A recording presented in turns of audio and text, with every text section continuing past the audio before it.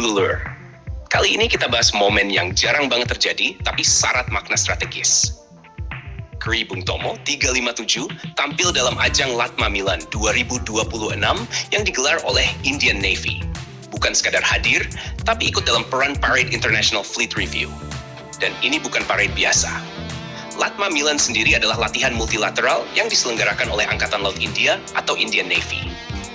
Ajang ini mempertemukan kapal-kapal perang dari berbagai negara dalam satu forum latihan, diplomasi, dan unjuk interoperabilitas.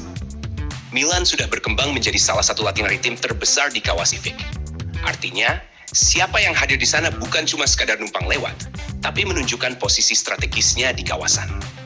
Nah, dalam pelaksanaan peran parade IFR, Kri Bung Tomo 357 memberikan penghormatan kepada kapal yang membawa Presiden India serta para head of delegation dari negara-negara peserta.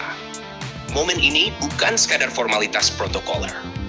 Dalam tradisi Angkatan Laut Dunia, parade armada adalah simbol pengakuan, kehormatan, dan persahabatan antar negara. Kri Bung Tomo 357 sendiri bukan kapal sembarangan. Ia adalah fregat kelas Bung Tomo yang dibangun di Inggris dan masuk jajaran kapal kombatan utama TNI AL.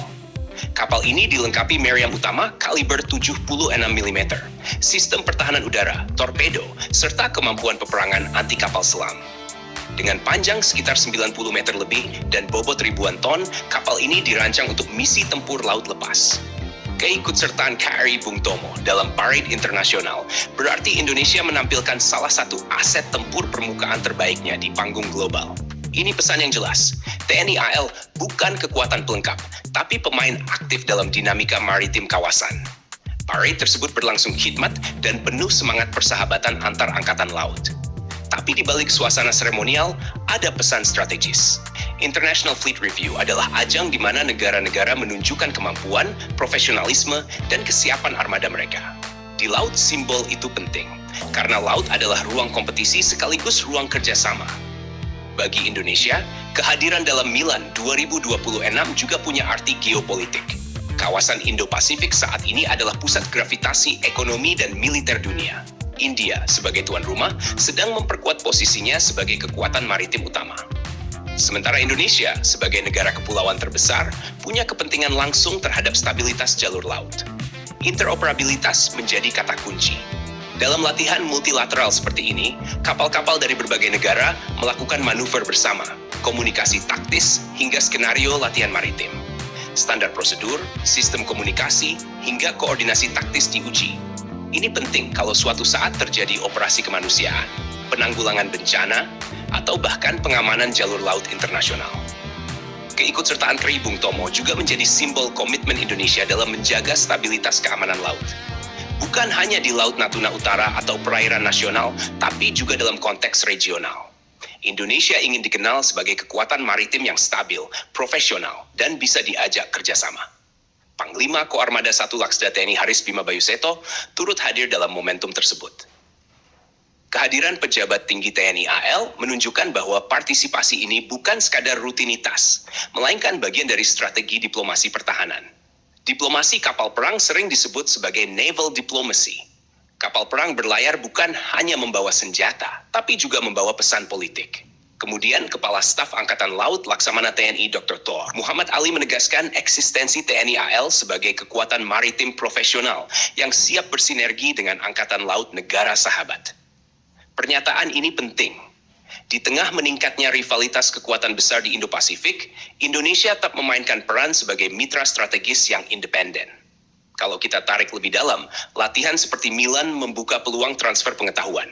Awak kapal bisa melihat langsung teknologi, taktik, dan prosedur dari angkatan laut lain. Ini meningkatkan kualitas sumber daya manusia TNI AL. Modernisasi alutsista harus diiringi peningkatan kemampuan personel. Dan forum multilateral seperti ini jadi ruang belajar yang sangat berharga. Selain itu, kehadiran Indonesia dalam International Fleet Review memperkuat citra sebagai negara dengan Blue Water Navy yang terus berkembang.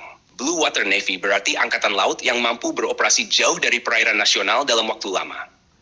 Kri Bung Tomo berlayar ke India dan tampil dalam parade internasional adalah bukti kemampuan proyeksi tersebut. Dari sisi diplomasi, hubungan Indonesia dan India juga semakin erat. India adalah salah satu mitra penting Indonesia di kawasan Samudra Hindia. Kerjasama keamanan maritim, patroli terkoordinasi, hingga pertukaran perwira sudah berjalan. Latma Milan memperdalam kepercayaan strategis antar kedua negara. Yang menarik, dalam setiap International Fleet Review, dunia melihat siapa hadir dan siapa absen. Ini semacam peta mini kekuatan dan jejaring global. Ketika Kari Bung Tomo berdiri sejajar dengan kapal-kapal perang dari berbagai negara, itu adalah representasi kedaulatan dan kapabilitas Indonesia di mata dunia. Bagi TNI AL, momentum ini juga menjadi ajang unjuk disiplin, profesionalisme, dan kesiapan tempur. Parade armada menuntut presisi tinggi. Formasi kapal, penghormatan komunikasi, semuanya harus sempurna. Kesalahan kecil bisa terlihat jelas. Jadi tampil dalam IFR adalah ujian sekaligus kebanggaan. Kedepan, partisipasi aktif seperti ini akan semakin penting. Dunia maritim tidak lagi hanya soal perang terbuka, tapi juga soal kehadiran, pengaruh, dan kemitraan. Siapa yang sering muncul di forum internasional, dia yang punya suara lebih kuat dalam percaturan kawasan. Jadi, keikutsertaan KRI Bung Tomo 357 dalam Latma Milan 2026 bukan cuma soal parade. Ini soal positioning Indonesia di Indo-Pasifik, soal diplomasi pertahanan, soal interoperabilitas, dan soal menunjukkan bahwa TNI AL siap bermain di level global. Dan kalau menurut kalian, apakah Indonesia perlu lebih sering mengirim kapal kombatan utama ke latihan multilateral seperti ini? Atau fokus saja di dalam negeri? Tulis pendapat kalian di kolom komentar.